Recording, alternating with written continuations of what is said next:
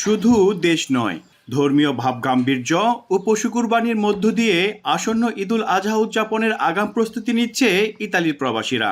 তবে ইতালি সহ ইউরোপের দেশগুলোতে নেই প্রকাশ্যে কুরবানির অনুমতি।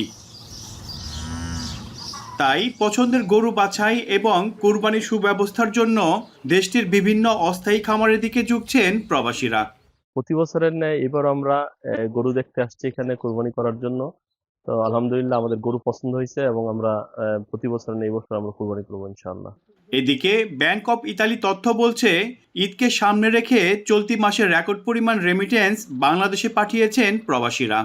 কোরবানির ঈদকে সামনে রেখে বাংলাদেশি প্রবাসীরা ইতালি থেকে রেকর্ড পরিমাণ টাকা পাঠিয়েছে এবং ন্যাশনাল এক্সচেঞ্জের বেশি ব্রাঞ্চ থাকার কারণেই বাংলাদেশি প্রবাসীদের বৈধ পথে টাকা পাঠাতে অনেক সহজ হয়েছে। এবার ঈদে দেশে যেতে পারিনি, কিন্তু ঈদে কোরবানির জন্য টাকা পাঠাইলাম যাতে দেশের আত্মীয় স্বজনরা সুন্দর মতো কোরবানি দিতে পারে। অনেক প্রবাসীর কাছে ঈদের আসল আনন্দ লুকিয়ে আছে নারীর টানে দেশে ফেরার মাঝে। এ কারণে ইতালির বিমানবন্দরগুলোতে ঢাকাগামী ফ্লাইটগুলোতে যাত্রীদের ব্যস্ততা চোখে পড়ার মতো। যাত্রীর চাপ বাড়ায় দেখা দিয়েছে টিকিট স্বল্পতা। প্রচুর ইতালি প্রবাসী দেশে যাচ্ছে এবং আমাদের থেকে অনেকে টিকিট ক্রয় করেছে। আসন সংখ্যা সীমিত হওয়ার কারণে অনেকে হয়তো টিকিট ক্রয় করতে পারছেন না। এছাড়াও ঈদের আনন্দের অন্যতম অনুষঙ্গ নতুন পোশাক। তবে এবার রুমের ফ্যাশন হাউসগুলোতে অন্যান্য বছরের তুলনায় বিক্রি অনেকটা কম। বেশিরভাগ ক্রেতাই ঝুঁকছেন অনলাইনের প্রতি। তবুও শেষ মুহূর্তে বিক্রি বাড়ার প্রত্যাশা করছেন ব্যবসায়ীরা।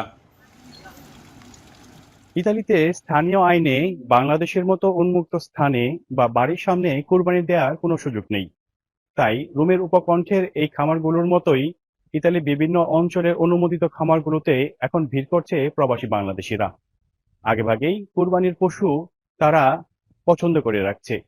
প্রবাসীদের এই ব্যস্ততা আর সুশৃঙ্খল পদ্ধতি প্রমাণ করে প্রবাসের যান্ত্রিক জীবন কিংবা নিয়মের বেড়াজাল কোনো কিছুই যেন ম্লান করতে পারেনি ধর্মীয় আবেগ আর উৎসবের আমেজকে।